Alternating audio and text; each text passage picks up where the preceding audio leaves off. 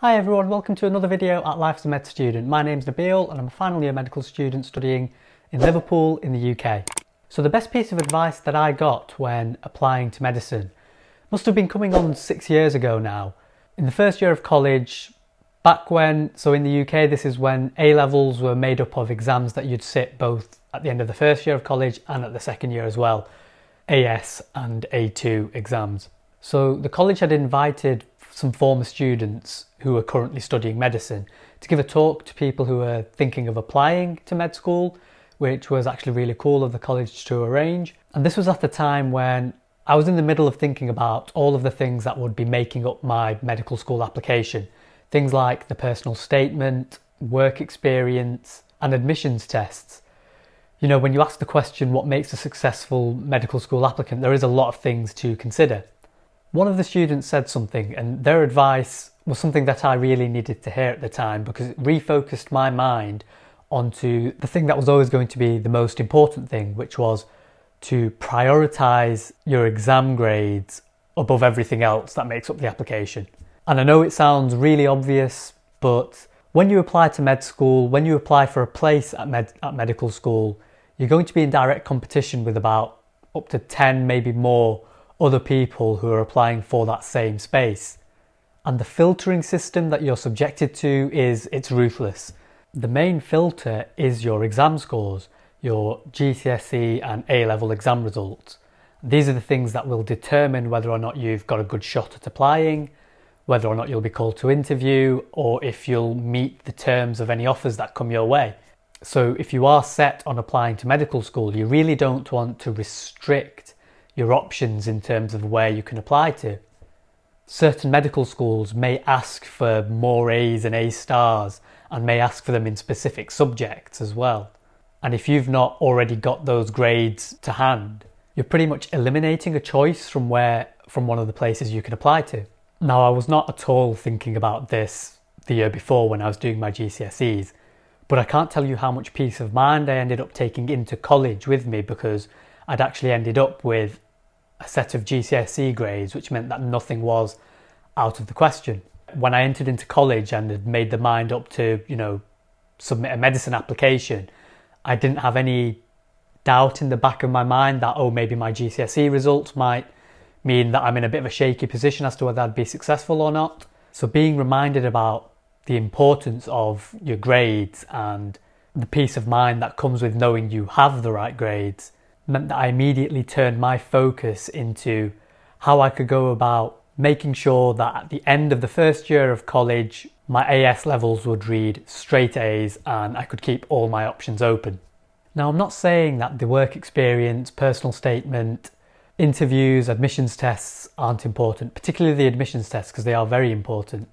But I don't think it can be overstated just how important it is that you focus on getting those exam grades over everything else. Now, I'm not just going to leave this video as a guys, you need to do well in your exams and then leave you hanging about what you can do to make sure you go and get those grades. So here's the game plan that I put in place after hearing this timely piece of advice. So I didn't want to leave my grades to chance and I didn't want to be questioning what grades I might end up with. I wanted to know in advance what grades I would probably get. So what I did was probably about, I'd say halfway into the first year of college. So the subjects that I did were maths, biology, chemistry and physics. And about halfway into the first year, half the exam content covered, I decided, right, that's enough base knowledge. I'm going to start looking at past exam papers early. And I'm focusing not so much on trying to learn the subject, but really how to train myself to ace the exam. And what I'd do is I'd get the exam paper and I'd do the questions and then I'd mark it after. And I'd tended to do all right on the topics that we'd covered so far in class. And then obviously just do terribly at the stuff that I've not even seen before. But I wouldn't just do the paper and then mark it and move on. I would do that paper until I'm getting the questions that I've got wrong right 3 or 4 times over. And with that repetition, you'll find that, those things like definitions and explanations and descriptions and steps involved to do calculations, they just burn their way into your mind with enough repetition. And learning what a mark scheme wants as an answer, particularly in biology, chemistry and maths, turned out to be a really efficient way of understanding and teaching myself a lot of the subject content. Because a lot of what you cover in class is based on, okay, let's say the topic is ecology and biology. It's about, here's what you should understand about ecology in a broad sense. Whereas in an exam, what you're actually being tested on is, what does this exam board want you to take away from the knowledge that comes with this topic of ecology? What are the conclusions you should draw from what you know? And actually seeing these conclusions, the conclusions being the answers that you're finding in a mark scheme, seeing those at the start are very helpful. And in a weird way, seeing that conclusion at the beginning makes all of the content and knowledge that comes from before it. It makes it easier to understand if you know what the point is from it all. You know, the exam is, I'm going to ask you a question about what you know. The answer is obviously the point behind what it is you've been spending time trying to learn. So yeah, it makes sense, doesn't it, that seeing the point behind what you're learning at the beginning makes what you're learning make more sense. That's a very convoluted way of saying it, but I hope you understand what I'm trying to say. The one subject that this didn't really work for was physics. I did find that was just a little bit too difficult for me to learn just using the mark scheme, and I did have to really try and keep up in class to do that. But I was surprised at myself that I was able to teach myself something like even learn how to do calculations and questions in maths just using a mark scheme and working through the different steps. It made topics that I'd actually already covered in class but wasn't very good at and was constantly getting wrong.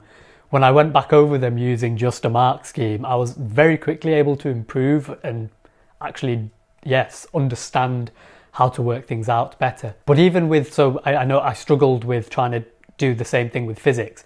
A lot of the time I found that a good reference point for when I am stuck and when no amount of just looking at the mark scheme is going to make something make sense to me, almost all the time I would find some worked example of that particular style of question on YouTube. A topic in physics on parallel circuits and Ohm's law, I always really struggled to get my head around that, and I actually taught myself that using just YouTube. And again, on a mock exam that we ended up doing in class not too long after that, I had really improved on that. So yeah, YouTube is a great resource to fall back on when you are getting stuck on your questions from the exam paper and mark schemes not helping you figure it out, and you need to actually see someone work you through the same style of question. The point of this all was, as I say, to answer all the questions in a past exam paper, mark it, obviously get a lot of it wrong, and then teach what it is that I don't know or don't understand off that mark scheme, redo the paper until I get the questions that I've been getting wrong consistently right a few more times, move on to the next paper. And eventually you do all of the past papers that are available to you, marked them, and a lot of the time I'd mark them quite harshly. So if my answers weren't matching up almost exactly to what was coming up on the mark scheme, or I'd slightly missed the point of what was on the mark scheme, I would, like I say, mark myself harshly and not give myself the benefit of the doubt. I'd then access the grading system. So with every past paper, you can work out the score you got, what grade does it convert to for that particular year, for that particular paper. After doing enough papers, by the time the exam came around, I knew the grades that I would probably end up with. And the point is, you've got to keep working at those papers until you finally consistently keep getting in the A's, equivalent of A star, whatever it might be that you're aiming for.